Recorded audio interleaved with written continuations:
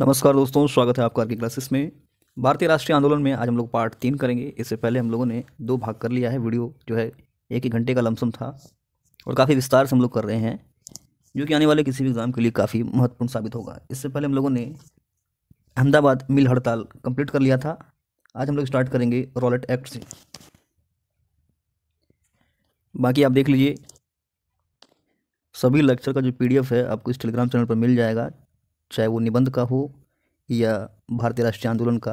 यहाँ अगर आप देखेंगे तो पार्ट 1 पार्ट 2 का यहाँ पे नोट्स सेंड किया जा चुका है। यदि आपने उस चैनल को ज्वाइन नहीं किया है तो ज़रूर ज्वाइन कर लें। बात करेंगे हम लोग रॉलेट एक्ट का।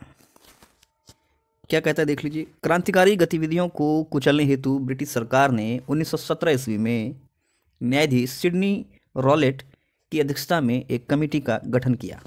ध्यान रखना है, इस कमेटी का गठन जो है कब किया गया था? 1917 में। किसकी अध्यक्षता में? Sydney Rowlatt. इसी के नाम पर रॉलेट एक्ट जो है आया था। आगे देखेंगे, कहता है 6 मार्च से लेकर के 17 मार्च 1919 को इसकी समीक्षा हेतु दिल्ली इंपीरियल लेजिस्लेटिव असेंबली में बहस चली। ये जो रॉलेट एक्ट लाया गया था, जिसमें प्रावधान था कि जो है आपको 2 साल तक के लिए जेल हो जाएगा बिना किसी दलील, बिना वकील, तो इसकी समीक्षा के लिए जो है बहस चला। लेकिन भारतीय लोगों ने इसका विरोध किया और भारतीय लोगों के विरोध के बावजूद जो है इसे पारित कर दिया गया। कहता है कि रॉलेट एक्ट के तहत संदेह के आधार पर किसी भी भारतीय को गिरफ्तार करके 2 साल तक जेल की सजा का प्रावधान किया गया था। और ऐसे में आप कोई वकील, दलील, अपील कुछ नहीं कर सकते हैं। इसे ज़बरदस्ती जो है लागू कर दिया गया, जिसके बाद महात्मा गांधी एवं भारतीय जनता ने इसे काला कानून की संज्ञा दी थी। ध्यान रखिए, गठन 1917 में सिडनी रॉलेट की अध्यक्षता में हुआ था। भारतीय इस कानून के खिलाफ थे, लेकिन इसे पारित कर दिया गया। इसमें 2 साल तक की सजा का प्रावधान था, इसलिए भारतीयों ने इसे काला कानून कहा। कहता है कि गांधी जी ने इसका विरोध करने हेतु सत्याग्रह सभा की स्थापना मार्च 1919 में की और इसमें जमनालाल दास, शंकरलाल बैंकर, उमर सोमानी इत्यादि शामिल थे। तो आपको ध्यान में रखना है कि रॉलेट एक्ट का विरोध करने के लिए गांधी जी ने सत्याग्रह सभा की स्थापना की थी और इस सभा में जमनालाल दास, शंकरलाल बैंकर, उमर सोमानी इत्यादि लोग शामिल थे। कहता है कि उदारवादी नेताओं ने गांधी जी की सत्याग्रह सभा का विरोध किया, जिसमें सुरेंद्रनाथ बनर्जी, तेज बहादुर सप्रू, श्रीनिवास शास्त्री एवं एनी बेसेंट शामिल थी। रॉलेट एक्ट का विरोध करने के लिए महात्मा गांधी ने सत्याग्रह सभा स्थापित किया, लेकिन उदारवादी नेताओं ने इस सत्याग्रह सभा का विरोध किया और इसका विरोध करने वाले जो व्यक्ति थे सुरेंद्रनाथ बनर्जी, तेज बहादुर सप्रू, श्रीनिवास शास्त्री, एनी बेसेंट, ये भी आपको ध्यान में रखना है।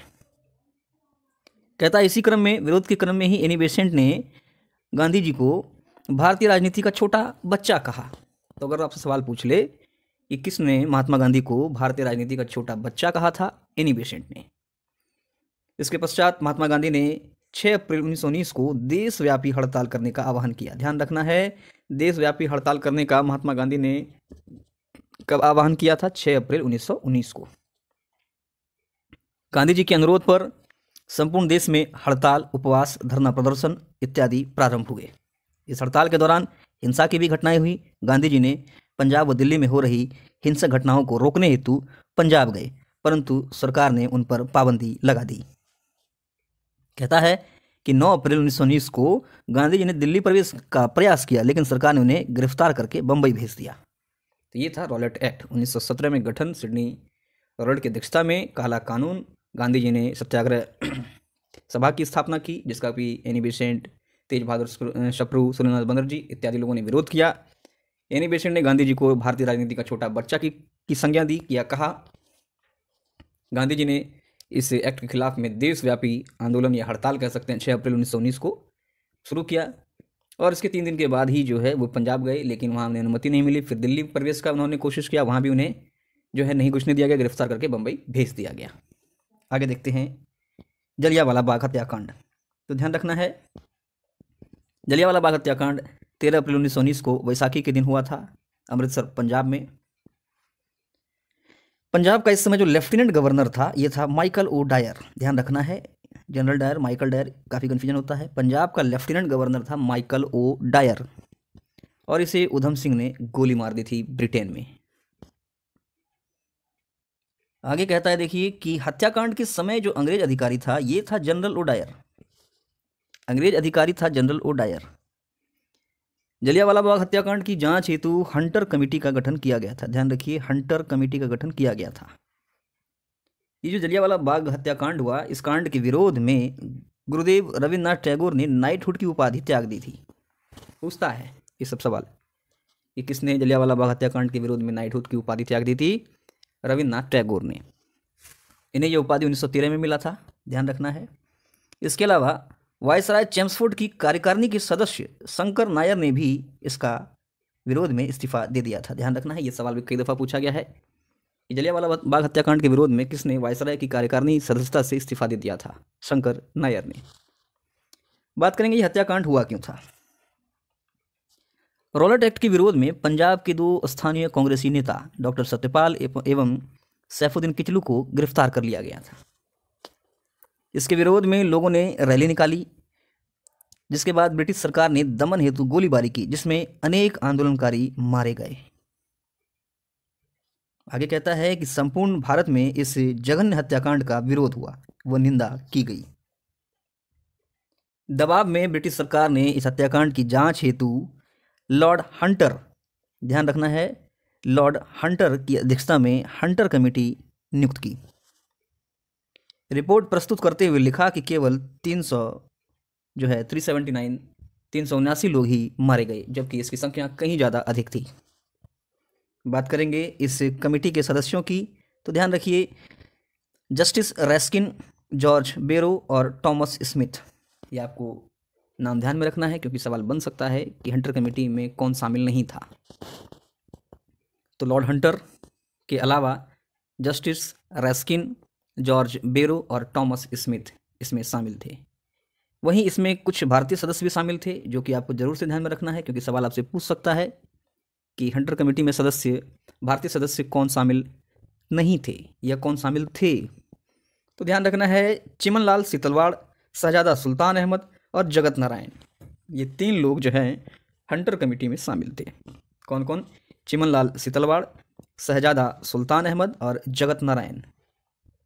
तो आपको हंटर कमेटी के संबंध में 7 नामों को तो विशेष तौर पर ध्यान में रखना है। हंटर कमेटी का अध्यक्ष था लॉर्ड हंटर। इसके अलावा जस्टिस रैस्किन, जॉर्ज बेरो, टॉमस स्मिथ अंग्रेज सदस्य थे। भारतीय सदस्य के रूप में अगर देखें तो चिमनलाल सीतलवाड़, शहजादा सुल्तान अहमद और जगत नारायण। कहता है कि ब्रिटिश सरकार ने षड्यंत्र रच करके इस हत्याकांड के दोषियों को बचाने हेतु इंडिमिनिटी बिल पारित कर जनरल डायर को नौकरी से बर्खास्त कर दिया। इंडिमिनिटी बिल पारित किया और केवल हत्याकांड के विरोध में नौकरी से ही बर्खास्त किया।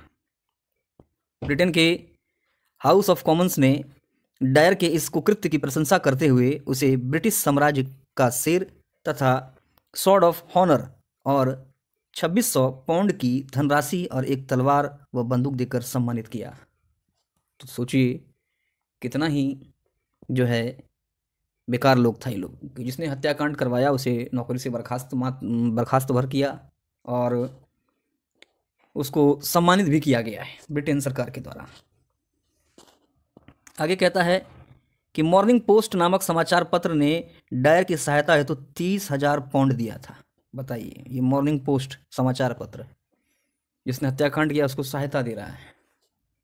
ध्यान में लेकिन आपको रखना है।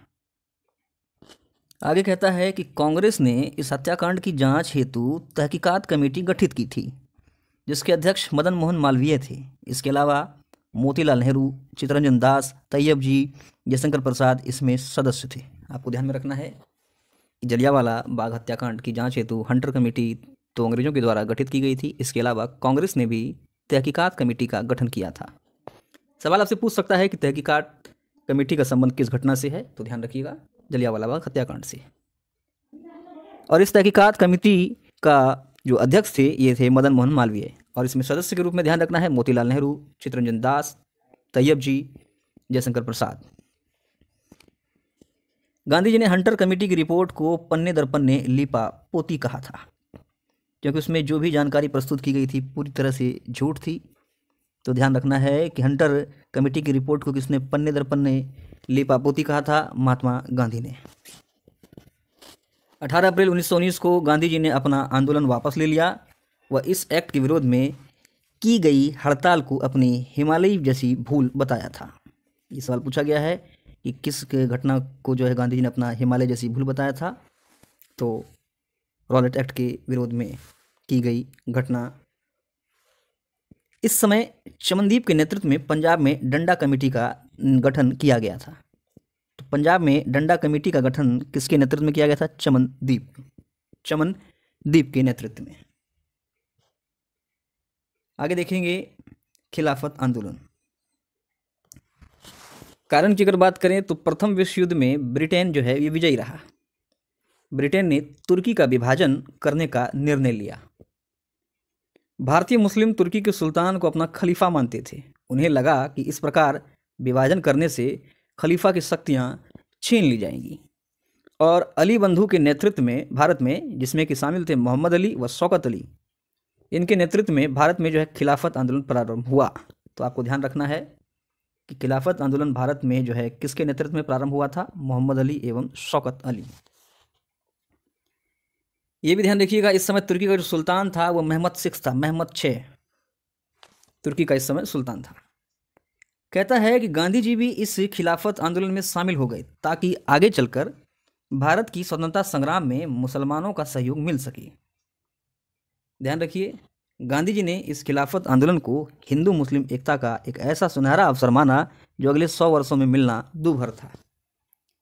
क्योंकि समस्या देखिए ये आ रही थी कि मुस्लिम लीग एक अलग ही ट्रैक पर चल रही थी और उस समय जो है, जैसे कि आप एक कहावत समझ सकते हैं कि दुधारू गाय के लतवो सहल जाला, जिस पे कि कल हम लोगों ने एक निबंध भी किया था। उसी में कहता है कि जिससे आपको फ़ायदा होता है तो थोड़ी बहुत उसकी आप परेशानी झेल सकते हैं। ऐसे समय में मुस्लिम लीग जो है एक अलग ही ट्रैक पर चल रही थी, सांप्रदायिक निर्वाचन मांग रही थी, मिल भी गया था उसको 1919 के मार्लो मिंटो। और जब ये खिलाफत आंदोलन स्टार्ट हुआ तो उस समय गांधी जी को लगा कि ये सही समय है इस आंदोलन में शामिल होकर, ताकि हिंदू मुस्लिम एक साथ जो इसका आकर के अंग्रेजों का विरोध करें। आगे कहता है कि अली बंधु, हकीम अजमल खान, डॉक्टर अंसारी, मौलाना अबुल कलाम आज़ाद, हसरत मोहानी इत्यादि ने मिलकर सितंबर 1919 में अखिल भारतीय खिलाफत कमेटी का गठन किया। तो आपको ध्यान में रखना है कि अखिल भारतीय खिलाफत कमेटी का गठन कब हुआ था? सितंबर 1919 में। ठीक है। आगे कहता है कि 17 अक्टूबर 1919 को खिलाफत दिवस मनाया गया। अखिल भारतीय खिलाफत कमेटी का गठन सितंबर 1919 में हुआ है, लेकिन खिलाफत दिवस जो है ये 17 अक्टूबर 1919 को मनाया गया। आगे देखते हैं। कहता है कि 24 नवंबर 1919 को दिल्ली में आयोजित खिलाफत कमेटी सम्मेलन की अध्यक्षता महात्मा गांधी के द्वारा की गई थी। इंपॉर्टेंट है, सवाल पूछा गया है। दिल्ली में आयोजित खिलाफत कमेटी सम्मेलन की अध्यक्षता किसने की थी? महात्मा गांधी ने। कहता है कि इलाहाबाद में आयोजित खिलाफत कमेटी की बैठक हुई जिसकी अध्यक्षता गांधी जी ने ही की थी। इस बैठक में 1 अगस्त 1920 को असहयोग आंदोलन प्रारंभ करने का निर्णय लिया गया था। इंपॉर्टेंट है, ध्यान रखना है आपको कि असहयोग आंदोलन प्रारंभ करने का निर्णय जो है कब लिया गया था? तो इलाहाबाद में आयोजित खिलाफत कमेटी की बैठक में। उसका कहता है कि जून 1920 को गांधी जी ने वायसराय चेम्सफोर्ड को पत्र लिखकर कहा कि कुशासन करने वाले शासक को सहयोग करने से इनकार करने का अधिकार प्रत्येक भारतीय को है। ये कथन भी आपको ध्यान में रखना है। ये कथन किसका है? महात्मा गांधी का। कथन क्या है कि कुशासन करने वाले शासक को सहयोग करने से इनकार करने का अधिकार प्रत्येक भारतीय नागरिक को है। आगे कहता है कि 1 अगस्त 1920 को बाल गंगाधर तिलक की मृत्यु हो गई। संपूर्ण देश में शोक सभाओं, हड़ताल व धरना प्रदर्शन का आयोजन किया गया। 10 अगस्त 1920 को सेब्रेस की संधि द्वारा तुर्की का विभाजन कर दिया गया, जिसके पश्चात जो है ये खिलाफत आंदोलन समाप्त हो गया। तो आपको याद रखना है कि तुर्की का विभाजन किस संधि के तहत किया गया है? सेब्रेस की संधि के तहत। इसके बाद तुर्की में कमाल पाशा के नेतृत्व में सरकार बनी। कमाल पाशा ने सुल्तान खलीफा का पद जो है ये समाप्त कर दिया। कहीं ना कहीं ये अंग्रेजों के द्वारा नियुक्त था। ये बात करेंगे असहयोग आंदोलन के बारे में। विस्तार से चर्चा करेंगे, ये मेंस में भी एक टॉपिक है। भारत का प्रथम अखिल भारतीय आंदोलन था असहयोग आंदोलन। सितंबर 1920 कलकत्ता का विशेष अधिवेशन, इसमें गांधी जी ने प्रस्ताव रखा जिसका विरोध चित्तरंजन दास ने किया था। आपको ध्यान में रखना है कि कलकत्ता अधिवेशन में असहयोग आंदोलन के प्रस्ताव का विरोध किसने किया था? चित्तरंजन दास ने। फिर कहता है दिसंबर 1920 को कांग्रेस का जो नागपुर का वार्षिक अधिवेशन था, नागपुर के वार्षिक अधिवेशन में सीआर दास स्वयं जो है असहयोग आंदोलन के प्रस्तावक बने थे। इस बीच कुछ सेटलमेंट हुई होंगी। नागपुर अधिवेशन में ब्रिटिश साम्राज्य के भीतर व बाहर स्वराज का लक्ष्य रखा गया था। तो आपको ध्यान रखना है कि असहयोग आंदोलन का जो प्रस्ताव पारित किस अधिवेशन में हुआ था? नागपुर के वार्षिक अधिवेशन में। आगे देखिए क्या कहता है कि कांग्रेस की इस नीति व असहयोग आंदोलन के प्रस्ताव के विरोध में एनी बेसेंट, मोहम्मद अली जिन्ना, बिपिन चंद्र पाल, शंकर नायर, इन लोगों ने कांग्रेस से त्यागपत्र दे दिया था। तो आपको ध्यान में रखना है कि असहयोग आंदोलन के प्रस्ताव के विरोध में किसने जो है कांग्रेस से त्यागपत्र दे दिया था? एनी बेसेंट, मोहम्मद अली जिन्ना, बिपिन चंद्र पाल, शंकर नायर इत्यादि लोगों ने। कहता है चूंकि असहयोग आंदोलन जो है ये 1 अगस्त 1920 को ही प्रारंभ होना था, परंतु तिलक जी की मृत्यु के कारण स्थगित किया गया। हालांकि बाल गंगाधर तिलक जो है उग्रवादी के गर्मपंथी के सबसे बड़े नेता थे, लेकिन वे कभी भी कांग्रेस के अध्यक्ष नहीं बने थे, क्योंकि सूरत अधिवेशन में जो है उनके खिलाफ जो षड्यंत्र रचा गया था, जो कि हम लोगों ने पीछे पढ़ा था, इसलिए वे अध्यक्ष नहीं बने थे। बात करेंगे असहयोग आंदोलन के दौरान 2 प्रकार के कार्यक्रम जो है निर्धारित किए गए थे। एक कार्यक्रम था सकारात्मक या रचनात्मक, दूसरा है नकारात्मक। सकारात्मक कार्यों की अगर पहले बात करें तो कहता है कि राष्ट्रीय स्कूल व कॉलेजों की स्थापना की गई, विवादों से निपटारे हेतु पंचायतों की स्थापना की गई, हाथ से बुनाई कताई को प्रोत्साहन दिया गया, हिंदू मुस्लिम एकता पर जोर दिया गया, छुआछूत का त्याग किया गया। वहीं अगर नकारात्मक कार्यों की बात करें तो सरकारी स्कूल व कॉलेजों का त्याग कर दिया गया, सरकारी अदालतें, विदेशी वस्त्र वस्तु इत्यादि का त्याग किया गया, सरकारी उपाधियों को त्याग दिया गया, सरकारी नौकरियों को त्याग कर दिया गया, अवैतनिक पदों व स्थानीय निकायों के पदों से इस्तीफा दे दिया गया। तो आपको ध्यान में रखना है असहयोग आंदोलन के दौरान किए गए सकारात्मक और नकारात्मक कार्यों के बारे में। कहता है कि भारतीय महिलाओं ने शराब की दुकानों के सामने बर्तन फोड़े, धरने दिए, जो कि इस आंदोलन के कार्यक्रम का एक हिस्सा नहीं था। अर्थात भारतीय महिलाओं ने भी इस आंदोलन में बढ़ चढ़ के हिस्सा लिया था। खादी व चरखे के प्रयोग को बढ़ावा दिया गया। तिलक जी की मृत्यु के बाद गांधी जी ने तिलक फंड की स्थापना की और इस तिलक फंड में भारतीय महिलाओं ने अपने गहने दान में दिए। गांधी जी ने 20,000 चरखे खरीदकर संपूर्ण भारत में इसको बंटवाया। तिलक फंड में जो पैसा आया उससे लगभग 20,000 चरखे गांधी जी ने खरीदे और संपूर्ण भारत में इसको बंटवा दिया। गांधी जी ने कहा अगर यह कार्यक्रम सफलतापूर्वक लागू होता है तो मैं वादा करता हूं कि 1 वर्ष के भीतर स्वराज प्राप्त हो जाएगा। ध्यान रखना है, गांधी जी ने कहा कि जिस तरह से हम लोग आगे बढ़ रहे हैं ये अगर कंटिन्यू रह जाता है तो 1 साल में हम लोग जो है स्वराज प्राप्त कर लेंगे। सवाल आपको ध्यान में रखना है कि किस आंदोलन के दौरान गांधी जी ने यह कहा था कि 1 वर्ष के भीतर स्वराज प्राप्त हो जाएगा। ठीक है। गांधी जी ने कैसर हिंद, जूल व बोअर का पदक भी सरकार को लौटा दिया। असहयोग आंदोलन के दौरान कांग्रेस के नागपुर अधिवेशन में तय किया गया था कि कांग्रेस में 15 सदस्यों की कार्य समिति का गठन किया जाएगा। क्योंकि नागपुर अधिवेशन में ही इस आंदोलन को जो है प्रस्तावित किया गया था, मान्यता मिली थी, और उसी समय यह भी तय कर लिया गया कि 15 सदस्य का एक कमेटी बनेगा जो कि आंदोलन के दौरान प्रतिदिन के कार्यों को देख रेख करेगी, मतलब उसका नेतृत्व करेगी कि आंदोलन की दिशा और दशा क्या होनी चाहिए। कहता है इसी अधिवेशन में, नागपुर अधिवेशन में प्रांतीय कांग्रेस समितियों का भाषाई आधार पर पुनर्गठन किया गया। इंपॉर्टेंट है। यथासंभव हिंदी के प्रयोग का निर्णय लिया गया। कांग्रेस की सदस्यता शुल्क जो है ये 4 आने कर दी गई। इस प्रकार जो है इस फंड में 1.5 करोड़ रुपए की जो है आय एकत्रित हो गई थी। तो आपको ध्यान रखना है नागपुर अधिवेशन में क्या क्या महत्वपूर्ण कार्य किए गए। तो प्रांतीय कांग्रेस समिति का भाषाई आधार पर पुनर्गठन किया गया। हिंदी के प्रयोग पर बल दिया गया और कांग्रेस की सदस्यता शुल्क को घटा करके 4 आना कर दिया गया था। बात करें असहयोग आंदोलन का चरम, कहता है कि जून 1921 तक यह आंदोलन अपने चरम पर पहुंच गया था। गांधी जी ने अली बंधुओं के साथ मिलकर संपूर्ण देश का दौरा किया, हजारों सभाएं की। इसके अलावा 9,000 से अधिक विद्यार्थियों ने सरकारी स्कूलों व कॉलेज से त्यागपत्र दे दिया। 800 नए राष्ट्रीय स्कूल स्थापित किए गए, जैसे जामिया मिलिया, बिहार विद्यापीठ, काशी विद्यापीठ, गुजरात विद्यापीठ इत्यादि। तो आपको ध्यान में रखना है, सवाल आपसे बन सकता है कि किस आंदोलन के दौरान जो है बिहार विद्यापीठ की स्थापना हुई या काशी विद्यापीठ की स्थापना हुई, तो जरूर ध्यान में रखें। कहता है कि सुभाष चंद्र बोस ने आईसीएस पद से त्यागपत्र दिया तथा कलकत्ता नेशनल कॉलेज के वे प्रिंसिपल बने। किस आंदोलन के दौरान सुभाष चंद्र बोस ने आईसीएस के पद से त्यागपत्र दे दिया था, सवाल बन सकता है। इसके अलावा देश के जाने माने वकील मोतीलाल नेहरू, सीआर दास, वल्लभ भाई पटेल, सी राजगोपालाचारी, टी प्रकाशम, विठल भाई पटेल आदि लोगों ने वकालत छोड़ दी थी।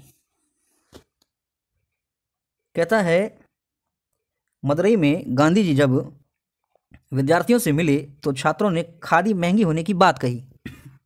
मदुरई में चूंकि गांधी जी जो है देश के भ्रमण पर निकले थे और आंदोलन अपने चरम पर था, विद्यार्थियों ने स्कूल जो है कॉलेज इसको त्याग दिया, कई सारे राष्ट्रीय स्कूल की स्थापना हुई, बड़े बड़े वकील जो थे इन्होंने वकालत छोड़ दी, सुभाष चंद्र बोस ने आईसीएस पद से त्यागपत्र दे दिया।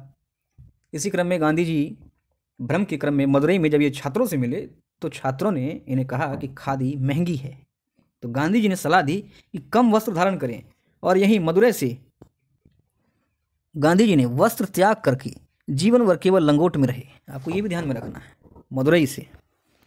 कहता है 17 नवंबर 1921 प्रिंस ऑफ वेल्स के भारत आगमन पर संपूर्ण देश में हड़ताल का आयोजन किया गया।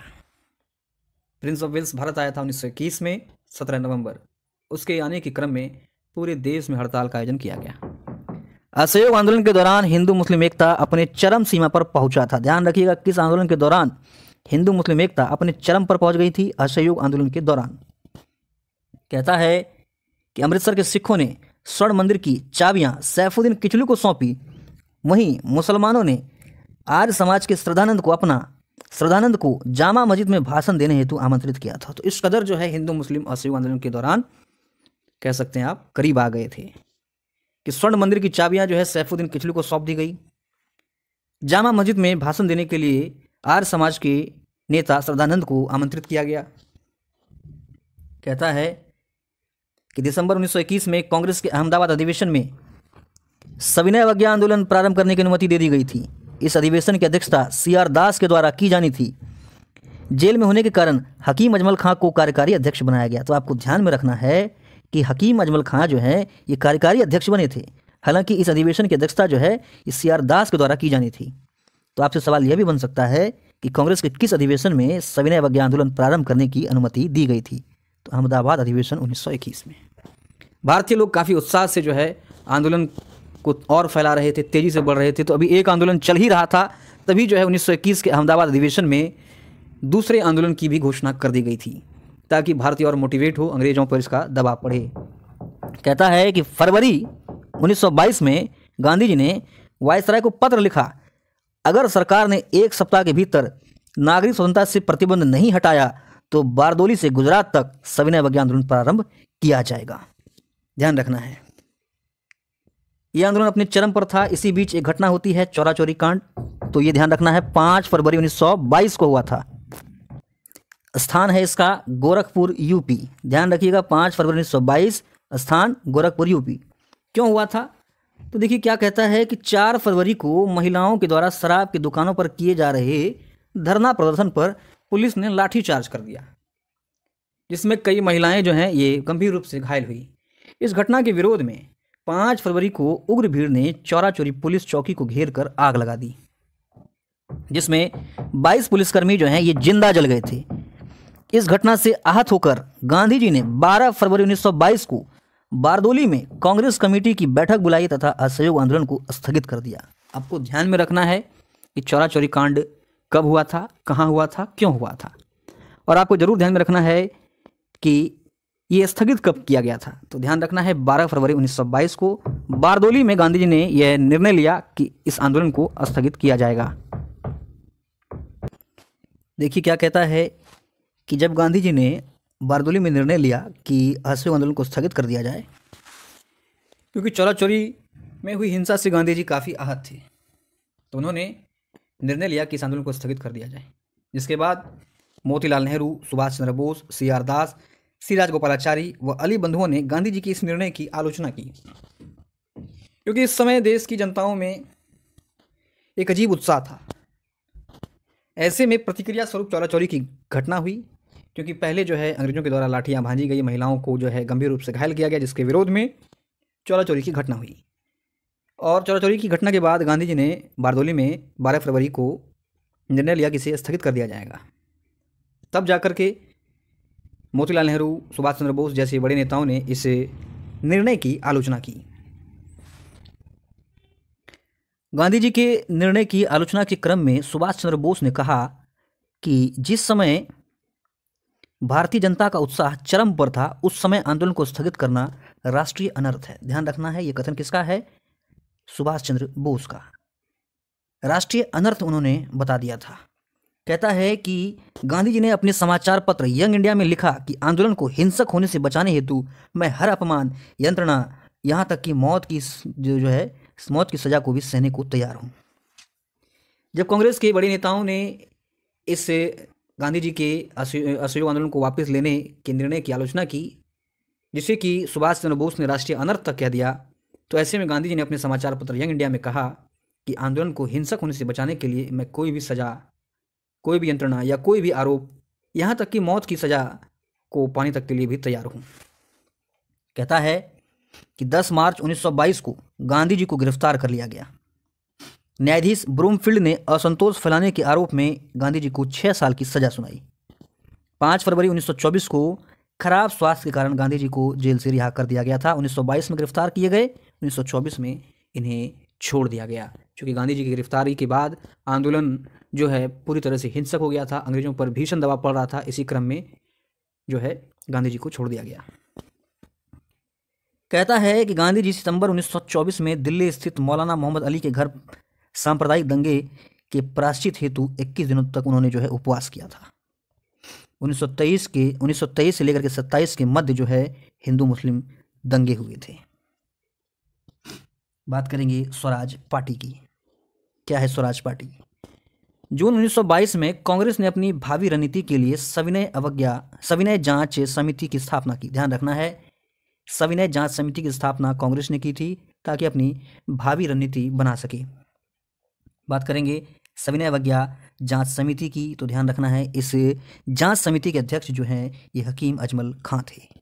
सविनय अवज्ञा जांच समिति के अध्यक्ष हकीम अजमल खां थे और इसके प्रतिवेदक मोतीलाल नेहरू थे। वहीं सविनय अवज्ञा जांच समिति के अन्य सदस्यों की बात करें तो डॉक्टर अंसारी, सी राजगोपालाचारी, विट्ठल भाई पटेल, कस्तूरी रंगा इसके सदस्य थे।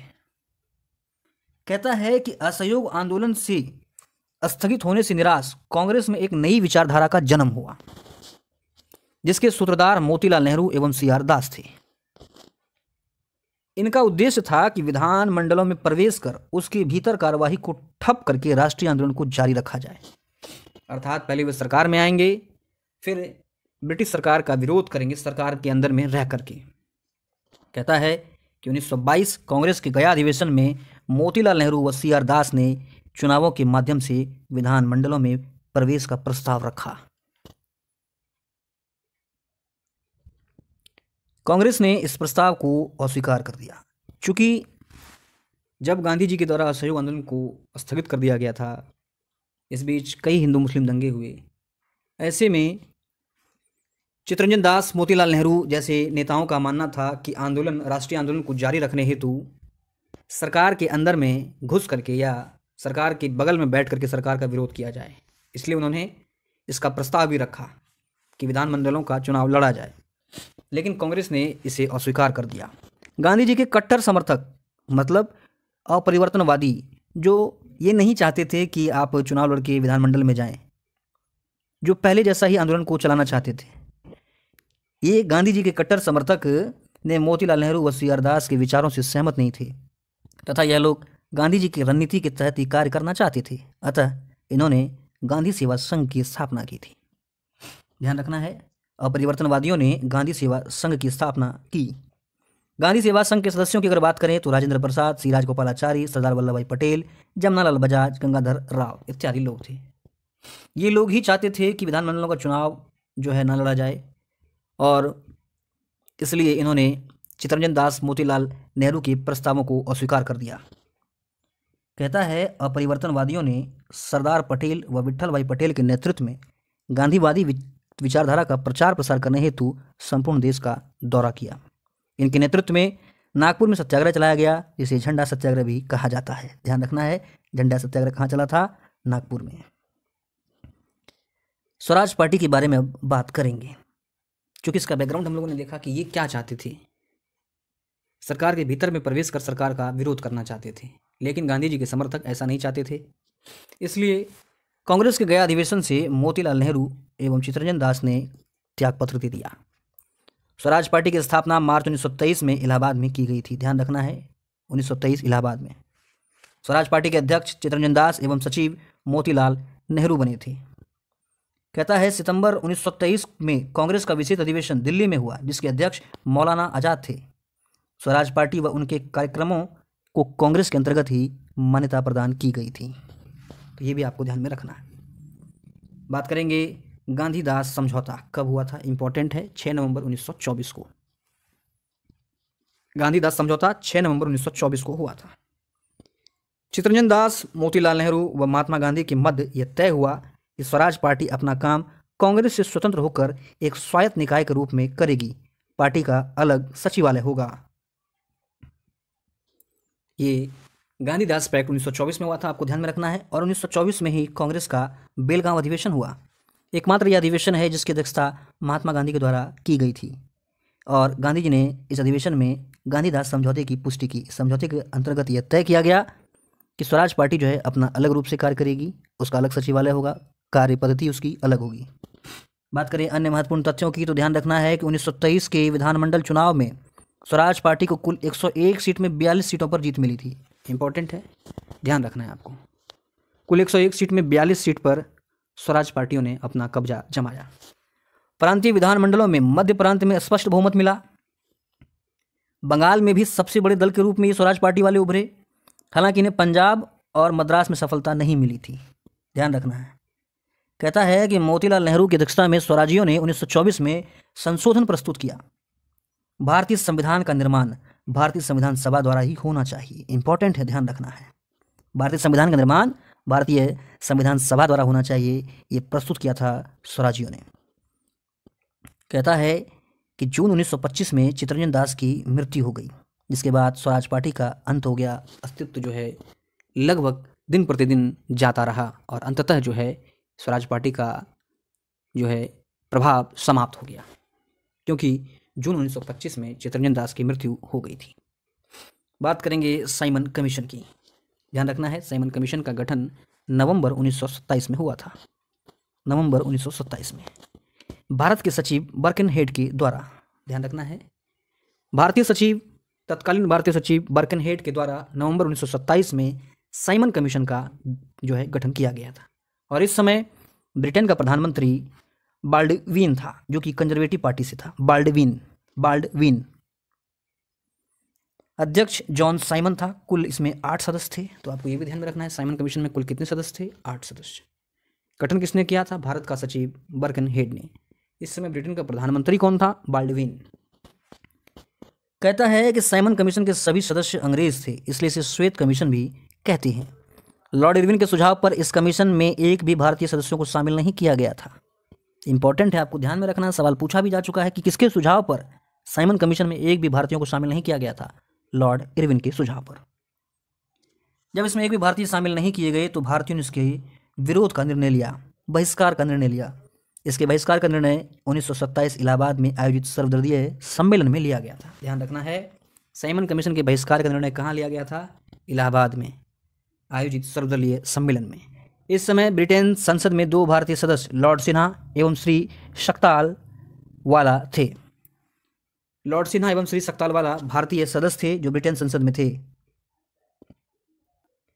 चूंकि भारतीयों ने तो साइमन कमीशन के बहिष्कार का जो है समर्थन किया था, इसमें अगर आप देखें साइमन कमीशन के बहिष्कार के समर्थक तो तेज बहादुर शपरू, मुस्लिम लीग, किसान मजदूर पार्टी, हिंदू महासभा, वहीं कुछ साइमन कमीशन के समर्थक भी थे। तो ध्यान रखना है आपको, मोहम्मद सैफी के नेतृत्व में मुस्लिम लीग का एक गुट, ध्यान रखना है, मोहम्मद सैफी के नेतृत्व में मुस्लिम लीग का एक गुट था जो कि साइमन कमीशन का समर्थन कर रहा था।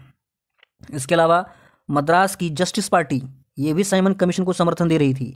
पंजाब की यूनियनिस्ट पार्टी, इनका भी साइमन कमीशन को जो समर्थन था। और B.R. अम्बेडकर के नेतृत्व में डिप्रेस्ड क्लास एसोसिएशन, इनका भी साइमन कमीशन को समर्थन था। तो ध्यान में रखना है कि साइमन कमीशन को समर्थन कौन सी पार्टियां कर रही थी।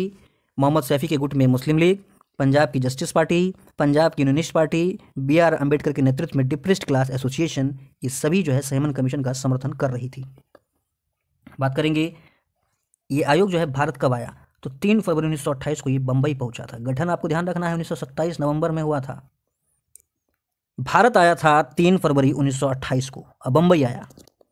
ध्यान रखिए, साइमन जब भारत आया तो इसके विरोध में गो बैक साइमन के नारे लगे, काले झंडे दिखाए गए। लखनऊ में विरोध करते हुए जवाहरलाल नेहरू व गोविंद वल्लभ पंत पर लाठीचार्ज की गई। लाहौर में लाला लाजपत राय के नेतृत्व में विरोध हुआ। पुलिस ने लाला जी पर क्रूर तरीके से लाठीचार्ज किया, जिसमें वे घायल भी हो गए और अंततः उनकी जो है वे शहीद हुए। लाला जी ने कहा कि मेरे ऊपर किए जा रहे लाठी का प्रत्येक वार ब्रिटिश साम्राज्य की ताबूत में आखिरी कील साबित होगा, और अंततः जो है ये हुआ भी। 17 नवंबर 1928 को लाला जी की मृत्यु हो गई, क्योंकि इनके सर पर कई सारी लाठियां जो है लगी थी, जिससे ये घायल हो गए थे, और 1928 में 17 नवंबर को इनकी मृत्यु हो गई। ध्यान रखना है कि साइमन कमीशन 2 बार भारत आया था। एक बार आया आपका फरवरी 1928 मुंबई में, फिर जो है अक्टूबर 1928 से लेकर के अप्रैल 1919 के बीच में भी ये आया था। साइमन कमीशन ने मई 1930 में अपनी रिपोर्ट प्रस्तुत की। ध्यान रखना है कि गठन कब हुआ, भारत कब आया और रिपोर्ट कब प्रस्तुत की, ये तीनों डेट आपको ध्यान में रखना है। 1930 में इसने जो है साइमन कमीशन ने अपना रिपोर्ट दिया। इसमें कहा गया कि प्रांतों में उत्तरदायी शासन स्थापित करने की बात होगी। केंद्रीय शासन में किसी भी प्रकार का परिवर्तन नहीं किया जाएगा। भारत में संघीय शासन की स्थापना होगी। अल्पसंख्यकों के हितों की सुरक्षा हेतु गवर्नर व वायसराय को विशेष शक्ति दी जाएगी, और बर्मा को भारत से पृथक करने की बात की गई। तो साइमन कमीशन के प्रस्ताव आपको जरूर ध्यान में रखना है, क्योंकि आजकल का जो प्रश्न बन रहा है वन लाइनर कम इस तरह के ऑप्शनल वाले ज़्यादा बन रहे हैं कि क्या इसका जो है साइमन कमीशन का प्रस्ताव में शामिल नहीं था। तो इसके लिए आपको जानना होगा क्या क्या शामिल था। तो साइमन कमीशन ने जब 1930 में रिपोर्ट दिया, उसमें कहा गया कि प्रांत में उत्तरदायी शासन स्थापित करने की बात कही गई। केंद्र के शासन में किसी प्रकार का कोई परिवर्तन नहीं होगा। भारत में संघीय शासन की स्थापना की जाएगी। अल्पसंख्यकों के हितों की रक्षा हेतु गवर्नर और वायसराय को विशेष शक्ति दिए जाएंगे। बर्मा को भारत से पृथक करने की बात कही गई। मोटा मोटी भारतीयों के हिसाब से कुछ भी नहीं किया गया था। कहता है इस रिपोर्ट पर इन समस्त बातों पर विचार हेतु लंदन में आयोजित गोलमेज सम्मेलन किया गया। आगे देखते हैं नेहरू रिपोर्ट 1928। जब भारतीय लोग साइमन कमीशन का विरोध कर रहे थे तो उसी समय भारत का सचिव बर्किनहेड जो था, इसने भारतीयों के सामने एक चुनौती प्रस्तुत की कि वे एक ऐसे संविधान का निर्माण करें जो सभी भारतीयों को मान्य हो। उसने चैलेंज दिया था कि आप ऐसे संविधान का निर्माण करके दिखाइए जो सभी के लिए, जो सभी को एक्सेप्ट हो। तो 28 फरवरी 1928 को दिल्ली में आयोजित सर्वदलीय कमेटी में चुनौती को स्वीकार कर ली गई। इसके अंतर्गत प्रावधान किया गया कि ऐसे संविधान निर्माण की योजना का प्रस्ताव जिसमें पूर्ण उत्तरदायी सरकार की व्यवस्था होगी। तो दिल्ली में एक सर्वदलीय सम्मेलन बैठक आयोजित किया गया, जिसमें ये माना गया कि बर्किनहेड ने जो चैलेंज दिया है उसको हम लोग पूरा करेंगे और एक ऐसा संविधान बनाएंगे जिसमें पूर्ण उत्तरदायी सरकार होगी। कहता है कि मई 1928 में मोतीलाल नेहरू की अध्यक्षता में दूसरी सर्वदलीय समिति का गठन किया गया। यह समिति जो है 7 सदस्यीय समिति थी। इसके तहत प्रावधान किया गया कि संविधान निर्माण के सिद्धांतों का निर्धारण करना। अगस्त 1928 में इस समिति ने रिपोर्ट प्रस्तुत की जिसे नेहरू रिपोर्ट कहा गया। बात करेंगे नेहरू रिपोर्ट की प्रमुख बातों की, तो देखिए इसमें क्या क्या कहा गया था कि भारत को पूर्ण औपनिवेशिक राज्य का दर्जा दिया जाएगा। 1909 में लागू की गई सांप्रदायिक निर्वाचन पद्धति को समाप्त करे, इसके जगह पर संयुक्त निर्वाचन प्रणाली लागू की जाए। मुस्लिम अल्पसंख्यक क्षेत्रों में कुछ स्थान जो है इसकी सीटों को आरक्षित किया जाएगा। बहुसंख्यक मुस्लिम क्षेत्र पंजाब बंगाल में सीटें आरक्षित नहीं की जाएंगी। भाषाई आधार पर प्रांतों का गठन किया जाएगा। कुल 19 मौलिक अधिकारों की मांग की गई, जैसे महिला सम्मान, वयस्क मताधिकार इत्यादि। केंद्र व राज्य में उत्तरदायी शासन की स्थापना होगी। केंद्र में ही द्विसदनात्मक व्यवस्था की जाएगी। निम्न सदन, उच्च सदन, लोकसभा, राज्यसभा जैसे कार्यपालिका विधानपालिका के प्रति उत्तरदायी हो। संसदीय शासन की स्थापना हो। धर्मनिरपेक्ष राज्य की स्थापना होगी। मुस्लिमों के धार्मिक व सांस्कृतिक हितों का संरक्षण किया जाएगा। सिंध को बंबई से पृथक कर प्रांत बनाए जाएं। तो ये सारी महत्वपूर्ण बातें नेहरू रिपोर्ट में कही गई थी। इसके अलावा देखिए कुछ और तथ्य थे कि उत्तर पश्चिमी सीमा प्रांत को पूर्ण प्रांत बनाया जाए। देशी राज्यों को उत्तरदायी शासन की स्थापना के बाद ही भारत संघ में शामिल किया जाए। भारत में एक प्रतिरक्षा समिति, उच्चतम न्यायालय तथा लोक सेवा आयोग की स्थापना की जाए। कहता है कि नेहरू रिपोर्ट पर विचार करने हेतु डॉक्टर अंसारी की अध्यक्षता में लखनऊ में सर्वदलीय सम्मेलन किया गया, जिसमें नेहरू रिपोर्ट को स्वीकार कर लिया गया। आपको ध्यान में रखना है कि नेहरू रिपोर्ट को स्वीकार करने हेतु किसकी अध्यक्षता में सर्वदलीय सम्मेलन का गठन किया गया था? डॉक्टर अंसारी। कहता है सुभाष चंद्र बोस, जवाहरलाल नेहरू व सत्यमूर्ति जैसे युवा डोमिनियन स्टेट की जगह पूर्ण स्वराज को कांग्रेस का लक्ष्य बनाना चाहते थे। अतः जवाहरलाल नेहरू, सुभाष चंद्र बोस ने मिलकर 1928 में भारतीय स्वतंत्रता लीग की स्थापना की थी। बहुत इंपॉर्टेंट है, कई बार सवाल पूछा गया है कि भारतीय स्वतंत्रता लीग की स्थापना किसने की थी। तो ध्यान रखना है, सुभाष चंद्र बोस और जवाहरलाल नेहरू ने। कब किया था? 1928 में। क्योंकि ये चाहते थे कि डोमिनियन स्टेट की जगह पूर्ण स्वराज को कांग्रेस अपना लक्ष्य बनाए। गांधी जी ने सरकार को 1 साल का समय दिया और चेतावनी दी, अगर नेहरू रिपोर्ट को स्वीकार कर डोमिनियन स्टेट का दर्जा नहीं दिया गया तो कांग्रेस पूर्ण स्वराज से कम किसी भी प्रस्ताव को स्वीकार फिर आगे नहीं करेगी। ये गांधी जी को चैलेंज था। पहला चैलेंज तो जो है बर्कनहेड ने दिया था कि आप एक ऐसा संविधान बना के दिखाइए जो कि सभी भारतीयों को मान्य हो। जब उन्होंने बताया, फिर गांधी जी ने उन्हें उसे चैलेंज दिया कि 1 साल का समय देते हैं। अन्य महत्वपूर्ण तथ्यों की बात करें तो देखिए क्या कहता है कि नेहरू रिपोर्ट की समीक्षा दिसंबर 1928 कलकत्ता सर्वदलीय सम्मेलन में किया गया। इसमें मोहम्मद अली जिन्ना ने मुस्लिम लीग की तरफ से 3 संशोधन प्रस्तुत किया। ये क्या क्या था देख लीजिए कि केंद्रीय विधानमंडल में मुस्लिमों हेतु 1/3 स्थान आरक्षित किया जाए। वयस्क मताधिकार लागू होने तक पंजाब व बंगाल में जनसंख्या के अनुपात में मुस्लिम सीटें आरक्षित हो। अवशिष्ट शक्तियां प्रांतों में निहित हो। ये तीनों जो है संशोधन मुस्लिम लीग ने पेश किया था। कहता है कि सर्वदलीय सम्मेलन ने जिन्ना की इन मांगों को ठुकरा दिया, जिसके बाद जिन्ना जो है मोहम्मद सैफी व आगा खां गुट में मिल गए। चूँकि जिन्ना की एक अलग ही मांग थी और नेहरू रिपोर्ट में एक अलग ही बात प्रस्तुत की गई थी, इस नेहरू रिपोर्ट में ही जिन्ना ने 3 संशोधन प्रस्तुत कर दिए, जिसे कि कांग्रेस की सर्वदलीय सम्मेलन ने ठुकरा दिया। जिसके बाद जिन्ना भी मोहम्मद सैफी व आगा खां के गुट में मिल गए। फिर देखिए कहता है कि मोहम्मद सैफी, मोहम्मद अली जिन्ना व आगा खां की अध्यक्षता में दिल्ली में ऑल पार्टी मुस्लिम कांग्रेस की स्थापना की गई। साथ ही इस पार्टी की स्थापना करके ये कहा गया कि कांग्रेस के किसी भी कार्य में सहयोग नहीं करने का निर्णय लिया गया। कि ऑल पार्टी मुस्लिम कांग्रेस जब स्थापित हो गया तो उसने ये संकल्प पारित किया कि वह अब जो है कांग्रेस के किसी भी कार्य में सहयोग नहीं करेगी। क्यों? क्योंकि जिन्ना का जो है 3 संशोधन प्रस्तुत नहीं किया गया था। ऐसे मुस्लिम लीग की एक गुट जो है जिन्ना के नेतृत्व में थी, एक मोहम्मद सैफी के नेतृत्व में थी। क्योंकि हम लोगों ने पीछे देखा कि साइमन कमीशन का समर्थन जो है, मतलब बहिष्कार का समर्थन मोहम्मद अली जिन्ना के नेतृत्व में मुस्लिम लीग कर रही थी, बहिष्कार का समर्थन। जबकि मुस्लिम लीग का एक शाखा मोहम्मद सैफी के नेतृत्व में साइमन कमीशन का समर्थन भी कर रही थी। लेकिन जब जिन्ना के मांगों को कांग्रेस के सर्वदलीय सम्मेलन में ठुकरा दिया गया तो जिन्ना जो है ये मोहम्मद सैफी के गुट में शामिल हो गया और सभी ने मिलकर ऑल पार्टी मुस्लिम कांग्रेस स्थापित कर दिया। साथ ही में यह कहा कि अब कांग्रेस के किसी भी कार्य में वह अपना सहयोग नहीं देंगे। जिन्ना ने 14 सूत्रीय मांग रखी। गांधी जी ने सर्वप्रथम जिन्ना को कायदे आजम कहा था। फैक्ट है, ध्यान रखिएगा। क्यों कहा था पता नहीं। देखिए क्या कहता है कि 2 नवंबर 1929 को देश के प्रमुख नेताओं ने दिल्ली सम्मेलन का आयोजन किया तथा एक घोषणा पत्र जारी किया, जिसे दिल्ली घोषणा पत्र कहा जाता है, और वायसराय इरविन ने इसे अस्वीकार कर दिया था। दिल्ली घोषणा पत्र को बात करेंगे लाहौर अधिवेशन की। कहता है नेहरू रिपोर्ट के 1 साल पूरे हो गए लेकिन सरकार ने इसे स्वीकार नहीं किया। चूँकि गांधी जी ने पहले ही चैलेंज किया था कि अगर इसके बाद स्वीकार नहीं करोगे तो पूर्ण स्वराज से नीचे कोई भी लक्ष्य हम लोग नहीं मानेंगे। 31 दिसंबर 1929 को जवाहरलाल नेहरू की अध्यक्षता में लाहौर अधिवेशन हुआ, जिसमें नेहरू रिपोर्ट व डोमिनियन स्टेट की मांग को रद्द किया गया तथा पहली बार पूर्ण स्वराज का लक्ष्य रखा गया। बहुत इंपॉर्टेंट है, ध्यान रखना है। लाहौर अधिवेशन 1929, अध्यक्ष जवाहरलाल नेहरू, पूर्ण स्वराज का लक्ष्य। कहता है अर्धरात्रि को रावी नदी के तट पर तिरंगा झंडा फहराया गया और जवाहरलाल नेहरू ने कहा, मैं समाजवादी और गणतंत्रवादी हूँ। मैं समाजवादी और गणतंत्रवादी हूँ, किसने कहा था? जवाहरलाल नेहरू ने। कहता है 2 जनवरी 1930 को कांग्रेस कार्य समिति की बैठक में निर्णय लिया गया, क्या? तो 26 जनवरी 1930 को पूर्ण स्वराज दिवस के रूप में मनाया जाएगा और प्रत्येक वर्ष 26 जनवरी को पूर्ण स्वतंत्रता दिवस के रूप में मनाया जाएगा।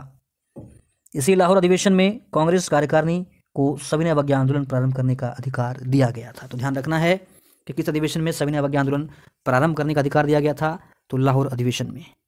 अब बात करेंगे सविनय अवज्ञा आंदोलन की, लेकिन अगले क्लास में। उम्मीद है यहाँ तक आपको चीज़ें समझ में आई होंगी।